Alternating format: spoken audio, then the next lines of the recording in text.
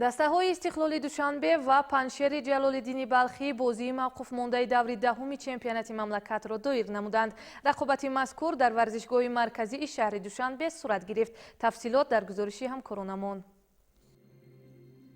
باشگاه فوتبال استقلال دوشنبه در بازی موقوف مانده دور دهم چمپیونات مملکت با حساب 2-0 تیم پنشیر نوحه جلال‌الدین بلخی را در میدان خود شکست داد. شیرالدین بابویف در دقیقه دوم رقابت با کشودن حساب دست یافت. با همین نتیجه فوتبالبازان به تنفس برآمدند. در دقیقه 50 رقابت محمد رجب جابیرов اشتباهاً یک توپ دیگر را وارد دروازه خود نموده حساب را 2-0 کرد.